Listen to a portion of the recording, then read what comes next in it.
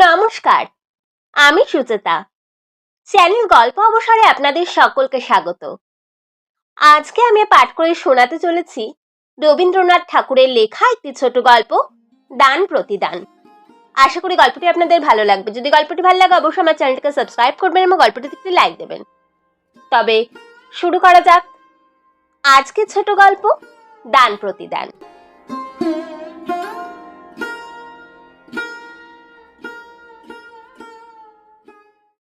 বড়গিন্নি যে কথাগুলো বলিয়া গেলেন তাহার ধার যেমন তাহার বিষও তেমনি।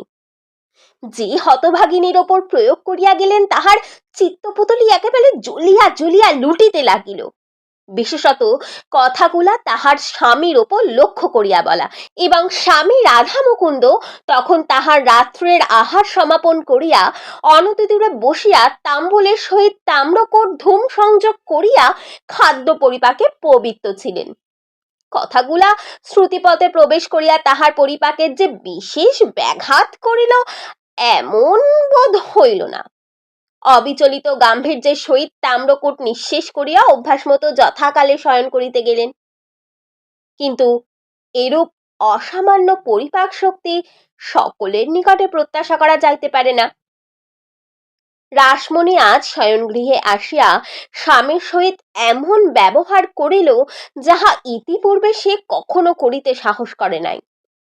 অন্যদিন শান্তভাবে শয্যায় প্রবেশ করিয়া নীরবে স্বামীর পদসেবায় নিযুক্ত হইত, আজ একেবারে সবেগে কঙ্কন ঝঙ্কার করিয়া স্বামীর প্রতি বিমুখ হইয়া বিছানার একপাশে শুইয়া পড়িল এবং ক্রন্দনাবেগে শয্যাতল কুম্পিত করিয়া তুলিল।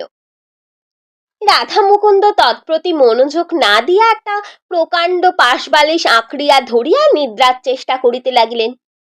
কিন্তু তাহার এই ঔদাসীন্যে স্ত্রীর অধৈর্য উত্তরোত্তর বাড়িয়া উঠিতেছে দেখিয়া অবশেষে মৃদু গম্ভীর স্বরে জানাইলেন যে তাহাকে বিশেষ কার্যবশত ভোরে উঠিতে হইবে, এখানে নিদ্রা আবশ্যক। স্বামীর কণ্ঠস্বরে রাসমণির ক্রন্দন আহার বাধা মানিল না, মুহূর্তে উদ্বেলিত হইয়া উঠিল। রাধা মুকুন্দ জিজ্ঞাসা করিলেন, কি হইয়াছে? কেন, শোনো নাই নাকি? হ্যাঁ, শুনিয়াছি, কিন্তু বউ ঠাকুরন একটা কথাও তো মিথ্যে বলেন নাই। আমি কি দাদার অন্যেই প্রতিপালিত নই বলো? তোমার এই কাপড় চোপড় গহনাপত্র এ সমস্ত আমি কি আমার বাপের কড়ি হইতে আনিয়া দিয়াছি? যে খাইতে পড়িতে দেয় সে যদি দুটা কথা বলে তাহাও ওই খাওয়া পড়ার সামিল কোলায় লইতে হয়, বুঝলে? এমন খাওয়া পড়ায় কাজ কি? আহা, বাঁচিতে তো হইবে, মরণ হইলেই ভালো হয়। ঠিক আছে, যতক্ষণ না হয় ততক্ষণ একটু ঘুমাইবার চেষ্টা করো, আরাম বোধ করিবে বলিয়া রাধা মুকুন্দ উপদেশ ও দৃষ্টান্তের সামঞ্জস্য সাধনে প্রবৃত্ত হইলেন। রাধা মুকুন্দ এবং শশীভূষণ সহোদর ভাই নয়, নিতান্ত নিকট সম্পর্কও নয়, প্রায় গ্রাম সম্পর্ক বলিলেই হয়, কিন্তু প্রীতিবন্ধন সহোদর ভাইয়ের চেয়ে কিছু কম নয়। বড়গিন্নি ব্রজ সুন্দরীর সেটা কিছু অসহ্য বোধ হইত। বিশেষত শশীভূষণ দেওয়া থোয়া সম্বন্ধে ছোট বউয়ের অপেক্ষা নিজ স্ত্রীর প্রতি অধিক পক্ষপাত করিতেন না, বরঞ্চ যে জিনিসটা নিতান্ত একজোড়া না মিলিত সেটা গৃহিণীকে বঞ্চিত করিয়া ছোট বউকেই দিতেন। তাহা ছাড়া অনেক সময় তিনি স্ত্রীর অনুরোধ অপেক্ষা রাধা মুকুন্দের পরামর্শের প্রতি বিশেষ নির্ভর করতেন, তাহার পরিচয় পাওয়া যায়। শশীভূষণ লোকটা নিতান্ত ঢিলে ঢালা রকমের, তাই ঘরের কাজ এবং বিষয়কর্মের সমস্ত ভার রাধা মুকুন্দেরই ওপর ছিল।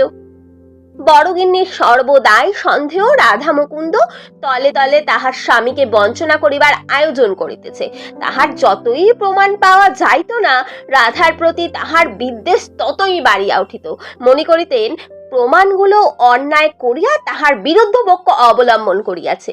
এই জন্য তিনি আবার প্রমাণের ওপর রাগ করিয়া তাহাদের প্রতি নিরতিশয় অবজ্ঞা প্রকাশ পূর্বক নিজের সন্দেহকে ঘরে বসিয়া দ্বিগুণ দৃঢ় করিতেন।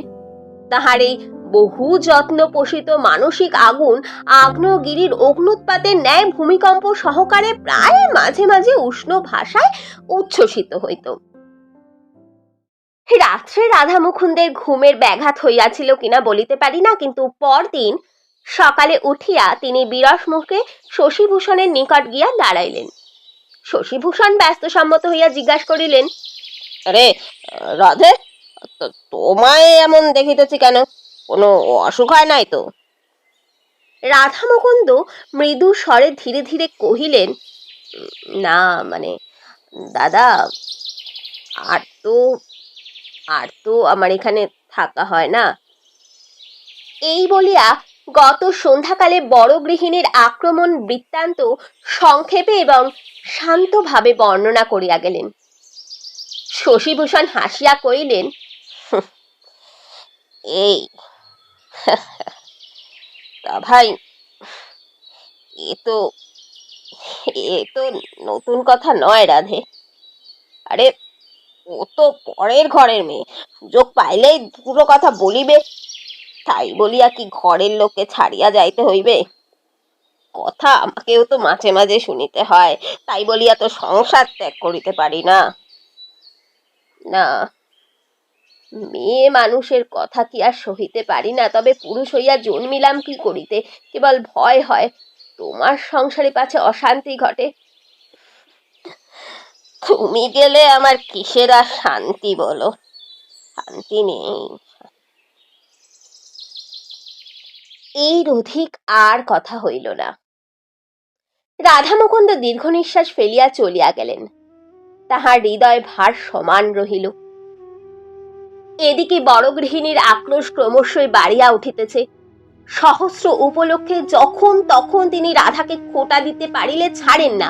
মুহুর্মুহু বাক্যবাণে রাসমণির অন্তরাত্মাকে এক প্রকার সরসজ্জাশায়ী করিয়া তুলিলেন।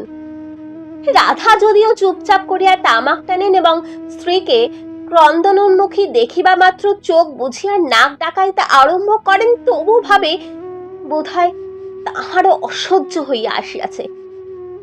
কিন্তু শশীভূষণের সহিত তাহার সম্পর্ক তো আজিকার নয়। যখন দুই ভাই প্রাতঃকালে পান্তা ভাত খাইয়া পাত্তারি কক্ষে একসঙ্গে পাঠশালায় যাইত, উভয় যখন একসঙ্গে পরামর্শ করিয়া গুরুমশাইকে ফাঁকি দিয়া পাঠশালা হইতে পলাইয়া রাখাল ছেলেদের সঙ্গে মিশিয়া নানাবিধ খেলা ফাঁদিত এবং এক বিছনায় শুইয়া স্ত্রীমিত আলোকে মাসির নিকট গল্প শুনিত, ঘরের লোককে লুকাইয়া রাত্রি দূর পল্লীতে যাত্রা শুনিতে যাইত এবং প্রাতঃকালে ধরা পড়িয়া অপরাধ এবং শাস্তি উভয়ে সমান ভাগ করিয়া লইত, তখন তখন কোথায় ছিল ব্রজ সুন্দরী, কোথায় ছিল এই রাসমণি? জীবনের এতগুলো দিনকে কি একদিনে বিচ্ছিন্ন করিয়া চলিয়া যাওয়া যায়? কিন্তু এই বন্ধন যে স্বার্থপরতার বন্ধন, এই প্রগাঢ় প্রীতি যে পরান্ন প্রত্যাশার সুচতুর ছদ্মবেশ, এরূপ সন্দেহ, এরূপ আভাস মাত্র তাহার নিকট বিস্তুল্য বোধ হইত। অতএব আর কিছুদিন এরূপ চলিলে কি হইতো বলা যায় না, কিন্তু এমন সময় একটা গুরুতর ঘটনা ঘটিল। যে সময়ের কথা বলিতেছি তখন নির্দিষ্ট দিনে সূর্যাস্তের মধ্যে গভর্নমেন্টের খাজনা শোধ না করিলে জমিদারি সম্পত্তি নিলাম হইয়া যাইত। একদিন খবর আসিল শশীভূষণের একমাত্র জমিদারি পরগনা এনাথশাহী লাটের খাজনার দায়ে নিলাম হইয়া গেছে। রাধা মুকুন্দ তাহার স্বাভাবিক মৃদু প্রশান্ত ভাবে কহিলেন, আমারই দোষ। তোমার কিসের দোষ? তুমি তো খাজনা চালান দিয়েছিলে, পথে যদি ডাকাত পড়িয়া লুটিয়া লয়, তুমি তাহার না, তুমি তাহার কি করিতে পারো রাধে? দোষ যে ঠিক কাহার, এখানে তাহা স্থির করিতে বসিয়া কোনো ফল নাই। এখন সংসার চালাইতে হইবে। শশীভূষণ হঠাৎ যে কোনো কাজকর্মে হাত দিবেন সেরূপ তাহার স্বভাব ও শিক্ষা নয়। তিনি যেন ঘাটের বাঁধার সোপান হইতে পিছলিয়া এক মুহূর্তে ডুবো জলে গিয়া পড়িলেন। প্রথমেই তিনি স্ত্রীর গহনা বন্ধক দিতে উদ্যত হইলেন। রাধা মুকুন্দ এক থলে টাকার সম্মুখে ফেলিয়া তাহাতে বাধা দিলেন। তিনি পূর্বেই নিজ স্ত্রীর গহনা বন্ধক রাখিয়া যথোপযুক্ত অর্থ সংগ্রহ করিয়াছিলেন। সংসারে একটা মহৎ পরিবর্তন দেখা গেল। সম্পদকালে গৃহিণী যাহাকে দূর করিবার সহস্র চেষ্টা করিয়াছিলেন, বিপদকালে তাহাকে ব্যাকুলভাবে অবলম্বন করিয়া ধরিলেন। এই সময় দুই ভ্রাতার মধ্যে কাহার ওপরে অধিক নির্ভর করা যাইতে পারে তাহা বুঝিয়া লইতে তাহার বিলম্ব হইল না। কখনো যে রাধা মুকুন্দের প্রতি তাহার তিলমাত্র বিদ্বেষ ভাব ছিল, এখন আর তাহা প্রকাশ পায় না। রাধা মুকুন্দ পূর্ব হইতেই স্বাধীন উপার্জনের জন্য প্রস্তুত হইয়াছিল। নিকটবর্তী শহরে সে মোক্তারি আরম্ভ করিয়া দিল। তখন মোক্তারি ব্যবসায় আয়ের পথ এখনকার অপেক্ষা বিস্তৃত ছিল এবং তীক্ষ্ণ বুদ্ধি সাবধানী রাধা মুকুন্দ প্রথম হইতেই পসার জমাইয়া তুলিল। ক্রমে সে জেলার অধিকাংশ বড় বড় জমিদারের কার্যভার গ্রহণ করিল। এখনে রাসমণির অবস্থা পূর্বের ঠিক বিপরীত। এখন রাসমণির স্বামীর অন্নেই শশীভূষণ এবং ব্রজসুন্দরী প্রতিপালিত। সে কথা লইয়া সে স্পষ্ট কোনো গর্ব করিয়াছিল কিনা জানি না, কিন্তু কোনো একদিন বোধ করি আভাসে ইঙ্গিতে ব্যবহারে সেই ভাব ব্যক্ত করিয়াছিল। বোধ করি দেমাকের সহিত পা ফেলিয়া এবং হাত দুলাইয়া কোনো একটা বিষয়ে বড়গিন্নির ইচ্ছার প্রতিকূলে নিজের মনোমতো কাজ করিয়াছিল, কিন্তু সে কেবল একটি মাত্র দিন। তাহার পরদিন হইতে সে যেন পূর্বের অপেক্ষাও নম্র হইয়া গেল, কারণ কথাটা তাহার স্বামীর কানে গিয়াছিল এবং রাত্রে রাধা মুকুন্দ কি কি যুক্তি প্রয়োগ করিয়াছিল তা ঠিক বলতে পারি না। পরদিন হইতে তাহার মুখে আর রা রহিল না, বড়গিন্নির দাসীর মতো হইয়া রহিল। শোনা যায় রাধা মুকুন্দ সেই রাতেই স্ত্রীকে তার পিতৃভবনে পাঠাইবার উদ্যোগ করিয়াছিল এবং সপ্তাহকাল তাহার মুখ দর্শন করে নাই। অবশেষে ব্রজসুন্দরী ঠাকুরপোর হাতে ধরিয়া অনেক মিনতি করিয়া দম্পতির মিলন সাধন করিয়া দেন এবং বলেন, আরে না না, ছোট বউ তো সেদিন আসিয়াছে, আর আমি আমি তো কতকাল হইতে তোমাদের ঘরে আছি ভাই। তোমাতে আমাদের যে চিরকালের প্রিয় সম্পর্ক, তাহার মর্যাদা ও কি বুঝিতে শিখিয়াছে? ও ছেলে মানুষ ঠাকুরপো, উহাকে মাফ করো। রাধা মুকুন্দ সংসার খরচের সমস্ত টাকা ব্রজসুন্দরীর হাতে আনিয়া দিতেন। রাসমণি নিজের আবশ্যক ব্যয় নিয়ম অনুসারে অথবা প্রার্থনা করিয়া ব্রজসুন্দরীর নিকট হইতে পাইতেন।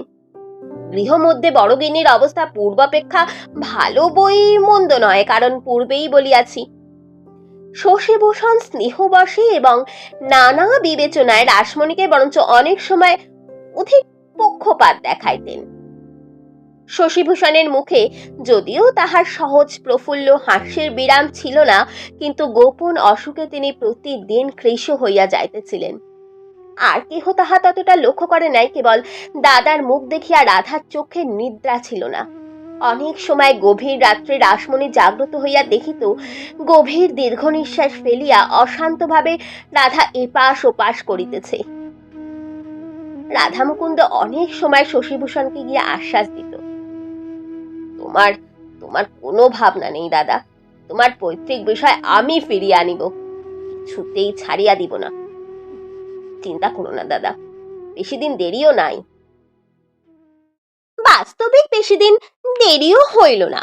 শশীভূষণের সম্পত্তি যে নিলামে খারিদ করিয়াছিল, সে ব্যবসায়ী লোক জমিদারির কাজে সম্পূর্ণ অনভিজ্ঞ। সম্মানের প্রত্যাশায় কিনিয়াছিল, কিন্তু ঘর হইতে সদর খাজনা দিতে হইত, এক পয়সা মুনাফা পাইত না। রাধা মুকুন্দ বৎসরের মধ্যে দুই একবার লাঠিয়াল লইয়া লুটপাট করিয়া খাজনা আদায় করিয়া আনিত। প্রজারাও তাহার বাধ্য ছিল।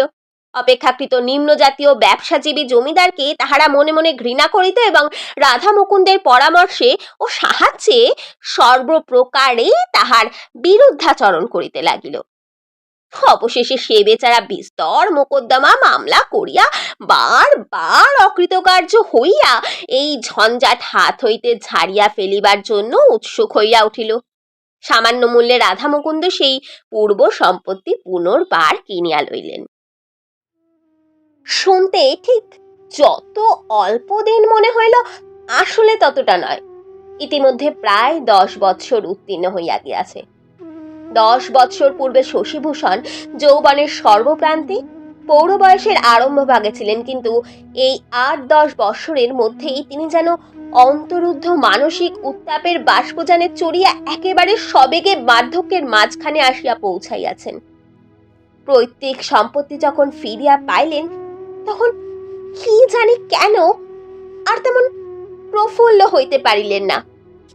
বহুদিন অব্যবহারে হৃদয়ের বিনা যন্ত্রবোধ করি বিকল হইয়া গিয়াছে। এখন সহস্রবার তার টানিয়া বাঁধিলেও ঢিলা হইয়া নামিয়া যায়। সে সুর আর কিছুতেই বাহির হয় না। গ্রামের লোকেরা বিস্তর আনন্দ প্রকাশ করিল। তাহারা একটা ভোজের জন্য শশীভূষণকে গিয়া ধরিল। শশীভূষণ রাধা মুকুন্দকে জিজ্ঞাসা করিলেন, কি বল ভাই, তুই বল।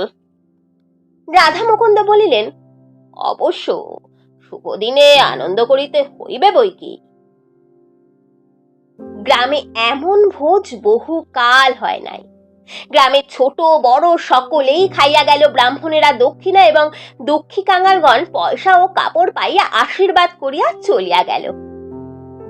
শীতের আরম্ভে গ্রামে তখন সময়টা খারাপ ছিল। তাহার উপরে শশীভূষণ পরিবেশনাদি বিবিধ কার্যে ৩-৪ দিন বিস্তর পরিশ্রম এবং অনিয়ম করিয়াছিলেন। তাহার ভগ্ন শরীরে আর সহিল না। তিনি একেবারে শয্যাশায়ী হইয়া পড়িলেন। অন্যান্য দুরহ উপসর্গের সহিত কম্প দিয়া জ্বর আসিল। বৈত মাথা নাড়িয়া কহিল, এ বড় শক্ত ব্যাধি। রাত্রি ২-৩ প্রহরের সময় রোগীর ঘর হইতে সকলকে বাহির করিয়া দিয়া রাধা মুকুন্দ কহিলেন, দাদা দাদা, তোমার অবর্তমানে বিষয়ের অংশ কাহাকে কিরূপ দিব, সেই উপদেশ দিয়া যাও। ভাই, আমার আমার আর কি আছে যে কাহাকে দিব? মানে সবই তো তোমার। না, এককালে আমার ছিল, এখন এখন আমার না রে। রাধা মুকুন্দ অনেকক্ষণ চুপ করিয়া বসিয়া রহিল। বসিয়া বসিয়া শয্যার এক অংশের চাদর ২ হাত দিয়া বারবার সমান করিয়া দিতে লাগিল। শশীভূষণের শ্বাসক্রিয়া কষ্টসাধ্য হইয়া উঠিল। রাধা মুকুন্দ তখন শয্যা প্রান্তে উঠিয়া বসিয়া রোগীর পা দুটি ধরিয়া কহিল, দাদা দাদা, আমি যে মহাপাতকের কাজ করিয়াছি তাহা তোমাকে বলি। আর তো সময় নাই। শশীভূষণ কোনো উত্তর করিলেন না।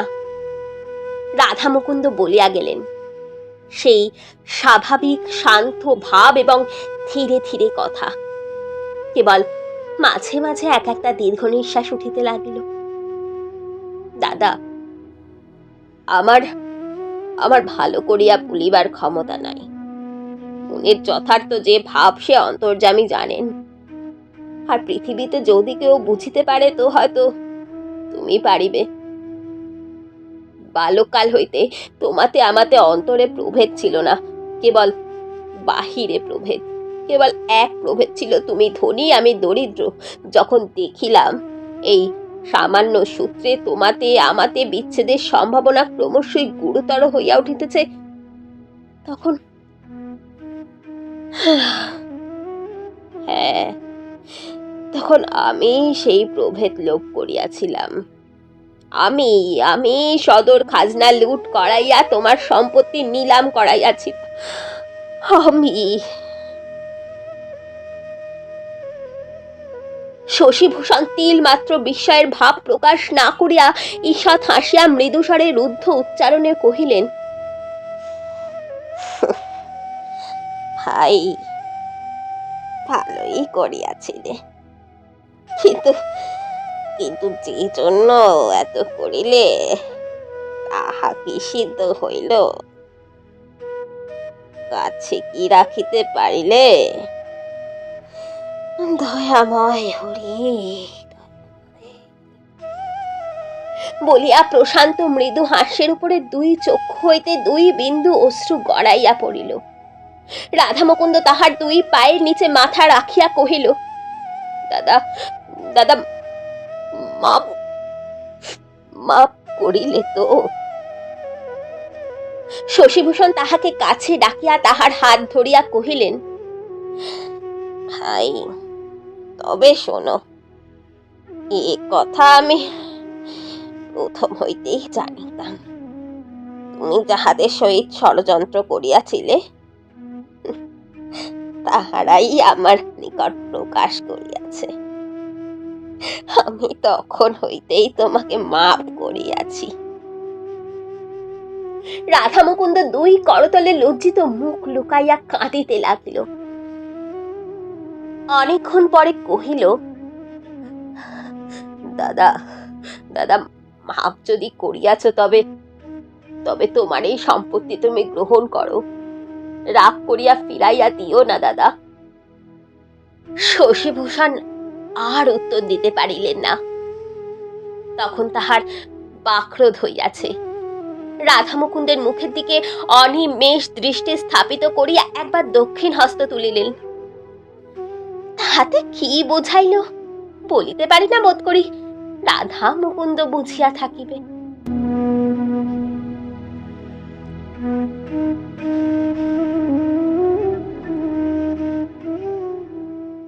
ধন্যবাদ। শেষ হলো আজকের ছোট গল্প দান প্রতিদান। আশা করি গল্পটি আপনাদের ভালো লেগেছে। যদি গল্পটি ভালো লাগে অবশ্যই আমার চ্যানেলটিকে সাবস্ক্রাইব করবেন এবং গল্পটিতে একটি লাইক দেবেন এবং কমেন্টে অবশ্যই জানাবেন গল্পটি আপনাদের কেমন লাগলো। নমস্কার।